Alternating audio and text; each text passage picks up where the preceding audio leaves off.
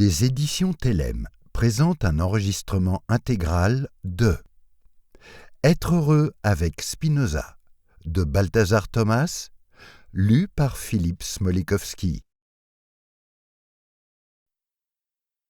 Tout philosophe a deux philosophies, la sienne et celle de Spinoza. Henri Bergson. Mode d'emploi. Ce livre est un livre de philosophie pas comme les autres. La philosophie a toujours eu pour ambition d'améliorer nos vies en nous faisant comprendre ce que nous sommes. Mais la plupart des livres de philosophie se sont surtout intéressés à la question de la vérité et se sont épuisés à dégager des fondements théoriques sans s'intéresser aux applications pratiques. Nous, au contraire, allons nous intéresser à ce qu'on peut tirer d'une grande philosophie pour changer notre vie. Le menu détail de notre quotidien, comme le regard qu'on porte sur notre existence et le sens qu'on lui donne. Cependant, on ne peut pas infléchir sa pratique sans réviser sa théorie. Le bonheur et l'épanouissement se méritent et ne vont pas sans un effort de réflexion. Nous chercherons à éviter la complaisance et les recettes faciles de certains manuels de développement personnel. Une nouvelle manière d'agir et de vivre implique toujours aussi une nouvelle manière de penser et de se concevoir. Nous découvrirons ainsi le plaisir, parfois vertigineux, de la pensée qui, en tant que telle, déjà change notre vie. C'est pourquoi nous inviterons le lecteur à réfléchir à des concepts avant de lui proposer de s'interroger sur lui-même. Il nous faut d'abord cerner nos problèmes, puis les interpréter à l'aide de nouvelles théories pour enfin pouvoir y remédier par des actions concrètes.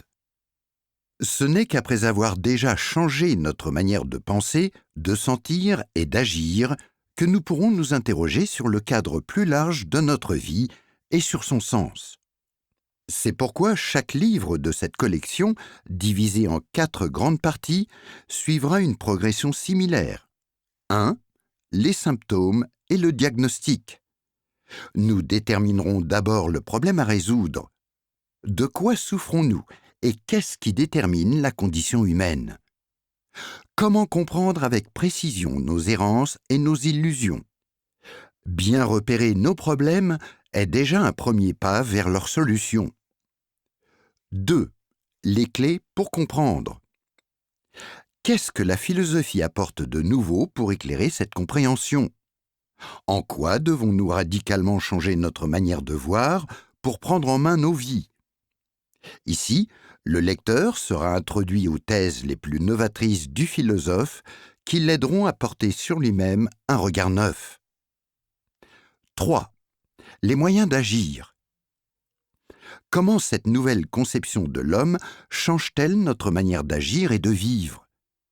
Comment appliquer au quotidien notre nouvelle philosophie? Comment notre pensée transforme-t-elle notre action qui transforme elle-même ce que nous sommes?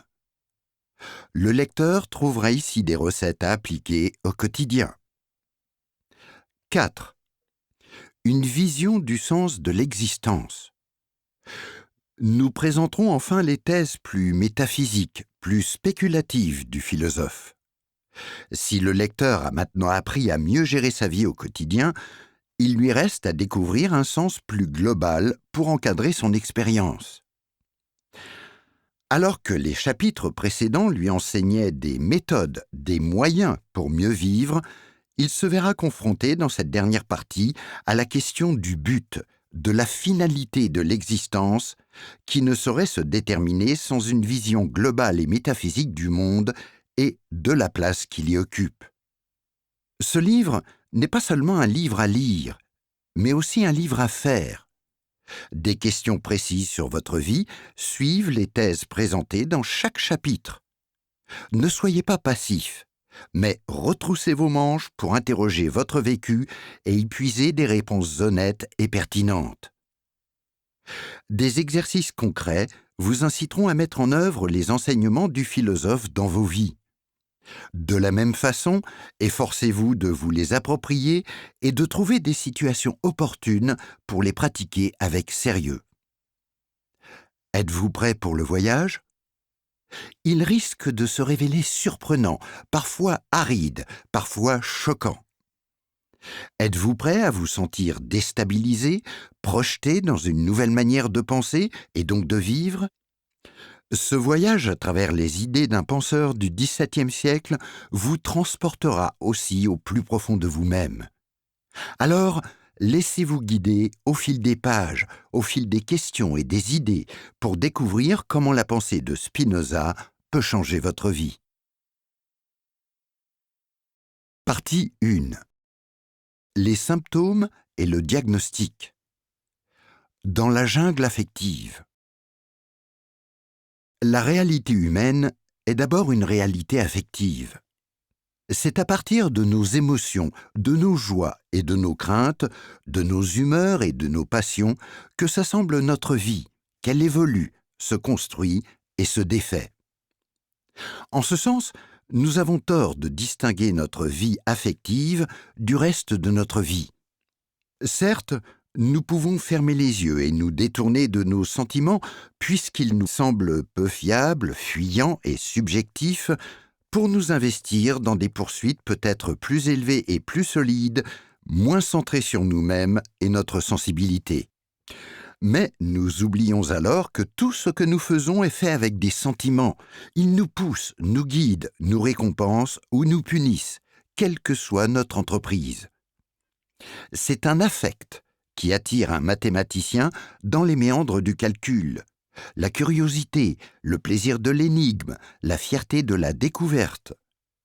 Comme c'est un affect qui pousse un médecin à s'investir dans l'humanitaire, la compassion et peut-être le désir de gloire. L'investisseur qui spécule en bourse est poussé par un affect lui aussi, et le juge, cherchant à prononcer le jugement le plus équitable possible, également. Nous ne pouvons donc pas échapper à notre vie affective.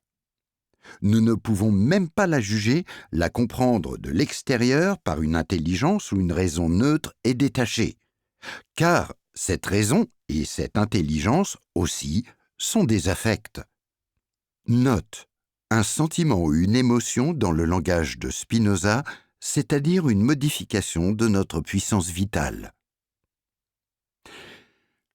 Il arrive que nous souffrions de notre vie affective. Il nous arrive d'en avoir tellement souffert que nous voudrions nous en protéger au point de devenir insensibles. Nous aimerions alors ne suivre plus que notre raison et oublier nos émotions. Mais bien heureusement, ce n'est pas possible. Comme l'ont montré des découvertes neurologiques récentes, l'intelligence ne peut fonctionner sans l'émotion. Note. Antonio R. Damasio. L'erreur de Descartes, la raison des émotions. Paris, Odile Jacob, 2008. Certains patients, suite à une tumeur cérébrale, se voient chirurgicalement enlever des parties du lobe préfrontal. Ces personnes gardent toute leur intelligence, mais ne sont plus capables de ressentir la moindre émotion. Deviennent-elles alors des êtres parfaitement rationnels, raisonnables, mesurés, sages, enfin libérés de l'emprise de leurs affects? Bien au contraire, faute d'émotion, elles s'avèrent incapables de prendre la moindre décision. Elles perdent le sens des valeurs et toute notion de priorité. Indécises et indifférentes à tout, elles végètent dans le calme plat d'une âme sans repère. Car si parfois les émotions nous égarent et nous désorientent, ce sont elles aussi qui nous orientent, en nous fournissant le guide et le repère le plus précieux que nous possédons. Nous ne pouvons donc pas nous détourner de nos émotions pour nous consacrer à l'intelligence. Peut-être trouvons-nous nos affects stupides, immatures, excessifs.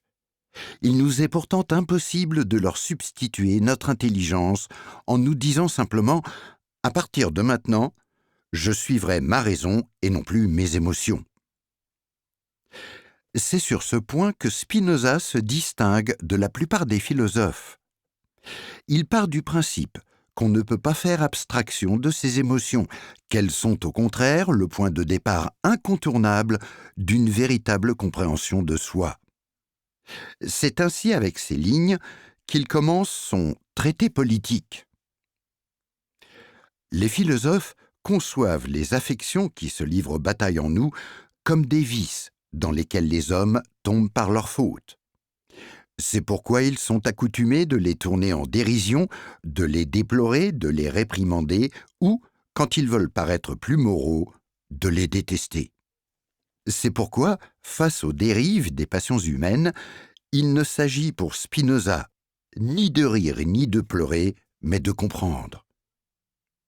Une compréhension intellectuelle abstraite peut-elle faire barrage contre les torrents de nos émotions qui parfois nous étouffent et nous abattent?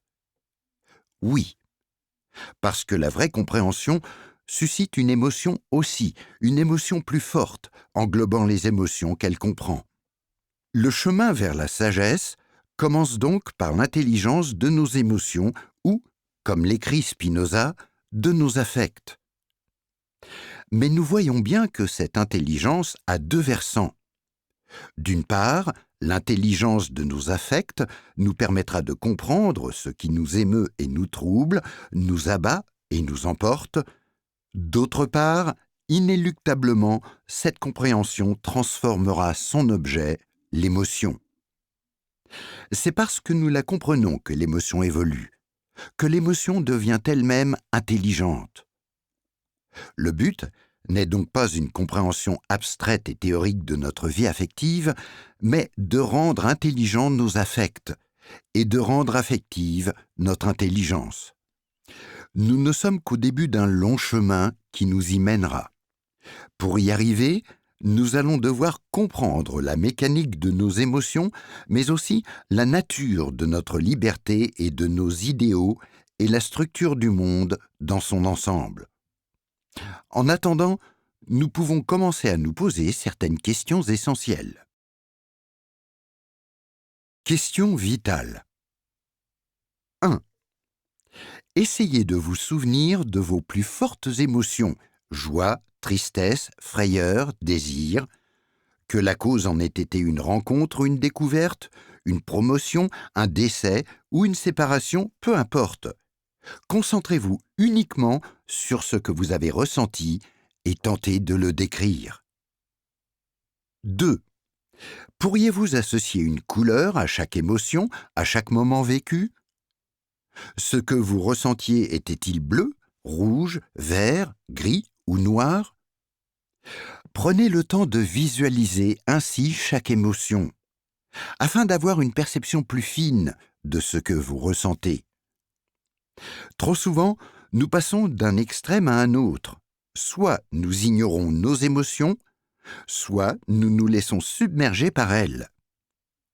Dans cet exercice, il s'agit au contraire de calmement observer ces émotions et de les décrire avec justesse. 3. Cette émotion vous a-t-elle incité à réfléchir ou au contraire vous a-t-elle empêché de réfléchir?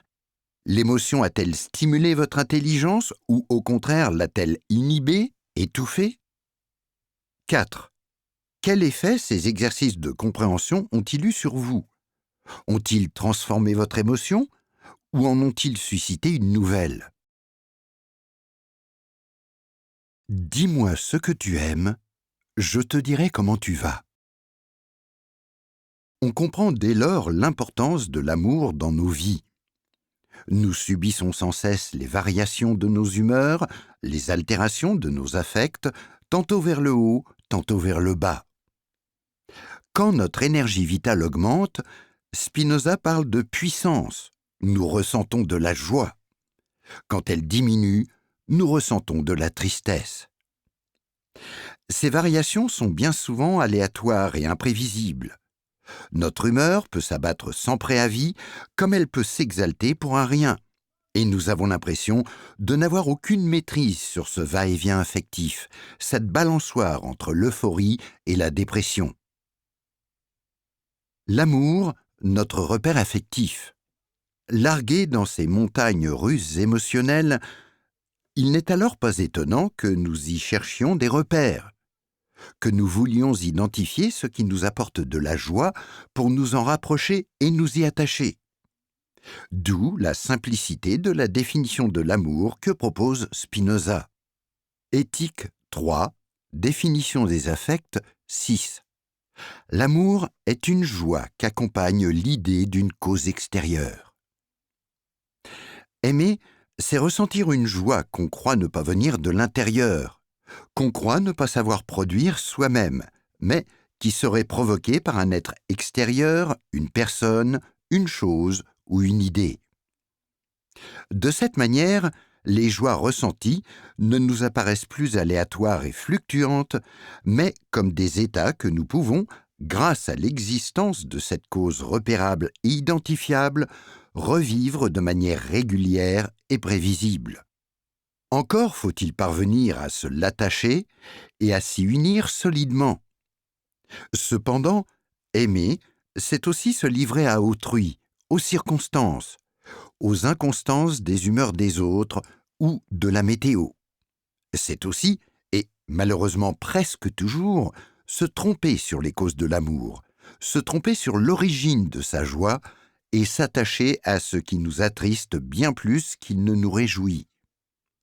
Aimer, c'est croire que quelque chose nous réjouit même si l'effet réel est contraire. On peut alors penser qu'il vaut mieux trouver sa joie en soi-même que de faire dépendre son bonheur des autres et des aléas de la vie, qu'il ne faut pas se livrer au hasard des rencontres et des désirs des autres. On peut ainsi essayer de devenir complètement autonome, de ne se fier qu'à soi-même ou, comme le préconisaient les stoïciens, de n'attacher de prix qu'à ce qui dépend de nous-mêmes. Et si nous réussissions ainsi à devenir l'unique cause de notre joie, il faudrait conclure que nous n'aimerions plus que nous-mêmes. Pourtant, répondrait Spinoza, on méconnaîtrait alors la condition humaine et la place de l'homme dans l'ensemble de la nature. L'être humain n'est tout simplement pas un être autonome et ne pourra jamais l'être, quel que soit son effort. L'être humain ne peut pas être lui-même l'unique cause de sa joie, parce qu'il n'est pas lui-même la cause de son existence. Il existe grâce au réseau des circonstances qui l'ont fait naître, le nourrissent, le soutiennent et l'inspirent. La puissance de la nature est infiniment supérieure à celle de l'homme, toujours redevable et dépendant d'elle. Livré aux forces de son environnement, l'homme s'attachera toujours à ce qu'il croit le renforcer et le réjouir, et fuira toujours ce qu'il croit l'affaiblir et l'attrister. L'amour, c'est l'ancre qui stabilise les fluctuations de nos affections, la boussole qui nous oriente dans la jungle de nos émotions. Mais cette ancre peut tout autant nous tirer vers le bas, la boussole peut tout aussi bien nous désorienter. Il devient alors essentiel de savoir choisir le bon objet d'affection, de s'attacher à ce qui nous renforce au lieu de nous affaiblir. C'est pourquoi Spinoza écrit, au début de son Traité de la réforme de l'entendement, « Toute notre félicité et notre misère ne résident qu'en un seul point. À quelle sorte d'objet sommes-nous attachés par l'amour ?» Nous voyons ici résumée toute la démarche de Spinoza, démarche qui inclut à la fois un diagnostic et un projet. D'abord, le diagnostic. Toutes nos souffrances sont au fond des souffrances d'amour. Sans amour, nous ne ressentons certes pas de joie, ou alors seulement des joies transitoires aussitôt oubliées, mais pas de souffrance non plus. L'amour, solution et problème. En attachant nos sensations aux autres, l'amour est proprement le sentiment qui nous humanise, qui fait de nous des êtres humains.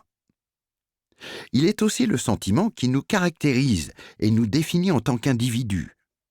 On peut ainsi établir une typologie des caractères humains, uniquement en fonction de l'objet aimé, comme le firent tous les contemporains de Spinoza.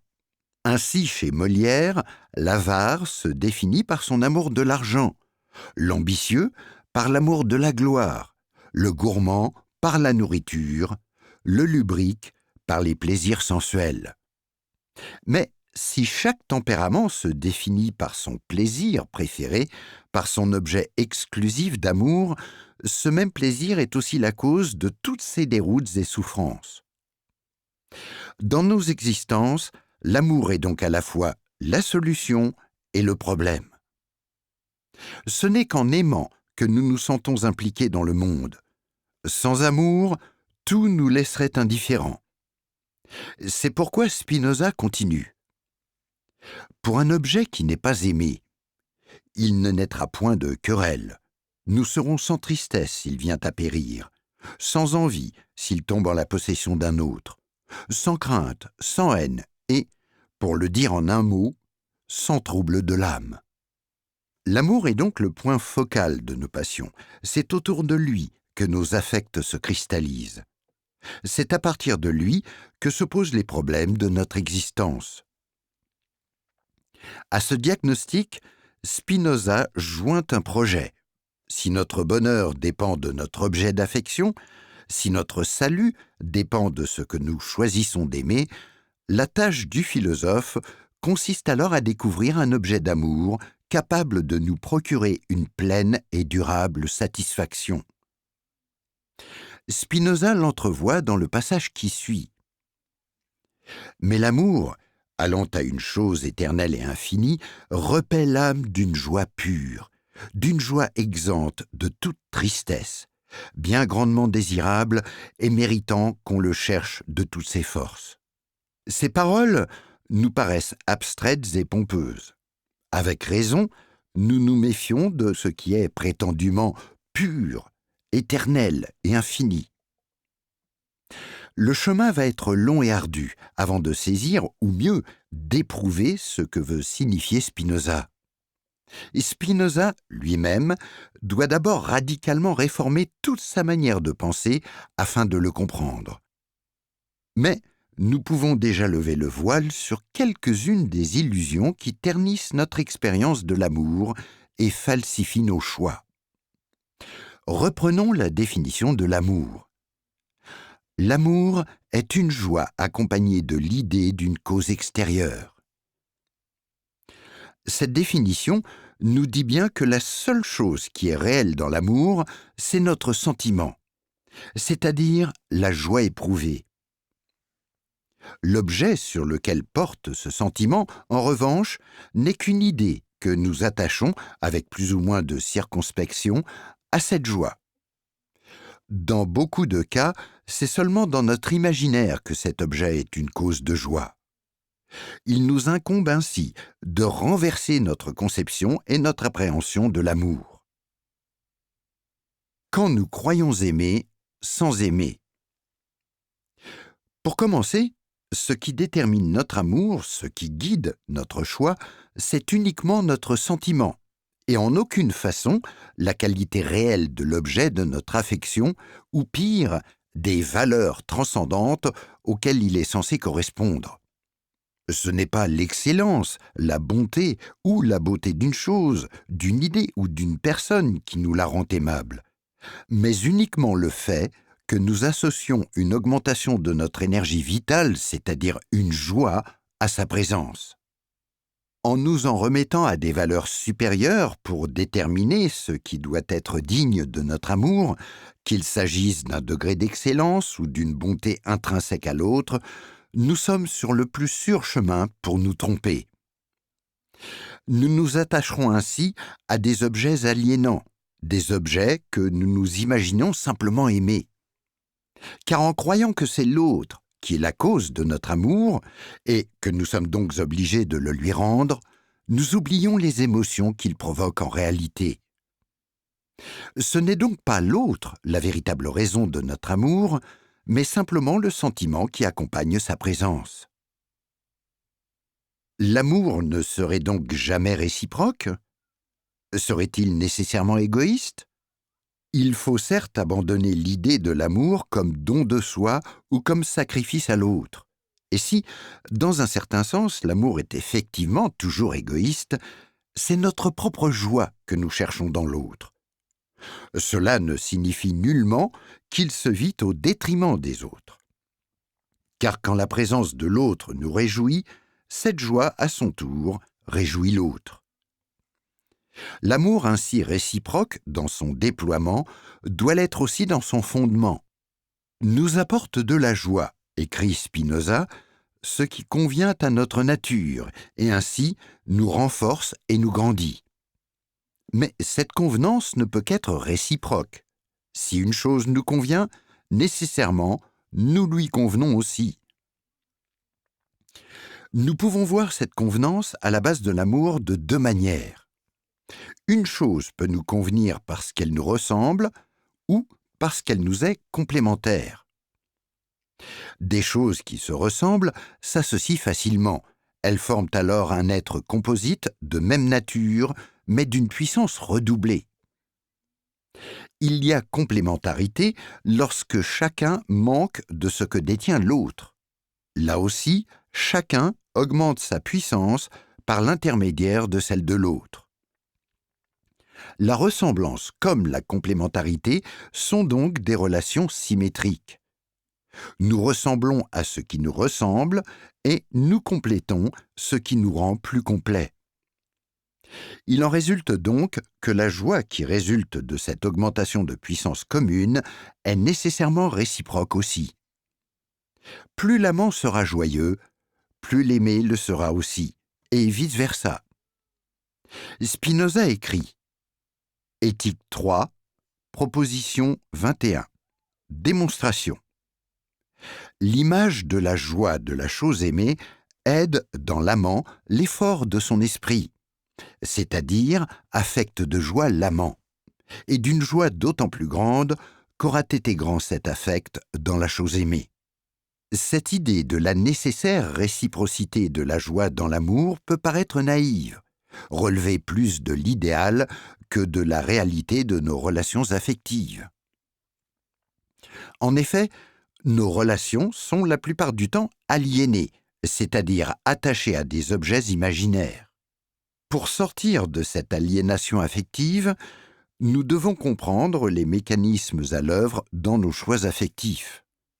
Nous avons déjà entrevu que la source de l'amour ne se situe pas dans les qualités réelles de l'objet aimé, son excellence ou sa bonté, mais simplement dans les variations d'humeur ou d'énergie vitale que nous ressentons en sa présence.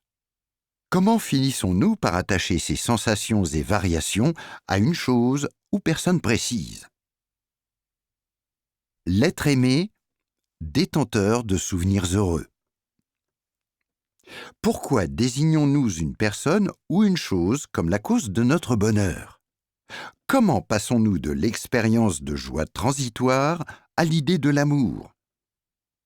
Spinoza nous enseigne que ce n'est rien d'autre que notre mémoire qui crée l'idée de l'amour.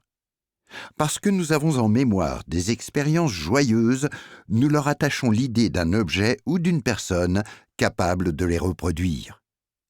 Ainsi, ce que nous aimons véritablement n'est qu'un souvenir, mais pour nous rassurer face aux imprévus de l'existence, pour nous donner l'illusion d'une stabilité de nos sentiments, nous nous efforçons de croire en quelque chose qui puisse nous faire revivre ces souvenirs. Cette illusion peut prendre de multiples formes, que nous verrons ultérieurement, mais sa mise au jour nous permet déjà de nous poser quelques questions vitales. Question vitale. 1. Pensez aux choses que vous avez le plus ardemment aimées. Jusqu'à quel point ont-elles défini votre parcours de vie? Plus important encore, jusqu'à quel point ont-elles défini votre identité, ce que vous êtes au plus profond de vous-même? Avez-vous changé de vie, de valeur ou d'habitude par amour pour une personne, un pays ou une idée? Que seriez-vous sans cet amour? Seriez-vous quelqu'un de différent? 2. Pensez à vos attachements sans penser à l'objet de votre affection, mais uniquement aux émotions que vous avez ressenties. De quel ordre étaient-elles? S'agissait-il plutôt de sentiments de puissance ou d'impuissance, de force ou de faiblesse? 3. Qu'est-ce qui vous a poussé à aller vers cet être aimé? Les sensations que vous procurait sa présence, de joie ou de puissance, ou un idéal, une valeur, une idée de l'excellence. 4. Quel est le rôle de la mémoire dans vos relations affectives? Vos sentiments sont-ils nourris surtout par des souvenirs ou par l'expérience présente? Le souvenir d'une joie passée vous fait-elle accepter des souffrances présentes? Nous espérons que vous avez apprécié cet aperçu. Pour continuer à écouter ce livre audio sur Google Play Livres, utilisez le lien dans la description de la vidéo.